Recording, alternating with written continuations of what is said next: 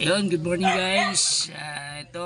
It's Sunday na naman. Good morning. Ito tayo ngayon. Bumabiyahe tayo ng Lalamove. So gamit natin yung L300. So actually, dito kami sa first booking sa Santa Maria, Bulacan. Yan po yung kasama ko, si Brad Daniel. Member ko sa Alpha Caparo. So dito kami ngayon sa isang resort na sa first booking namin guys.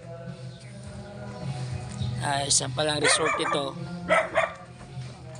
Sino yung gustong mag swimming dito sa Blue Heaven ng Santa Maria, Bulacan? Ito po yung unang booking namin. So yun guys, mamaya doon natin babagsak to sa may Handang Sora.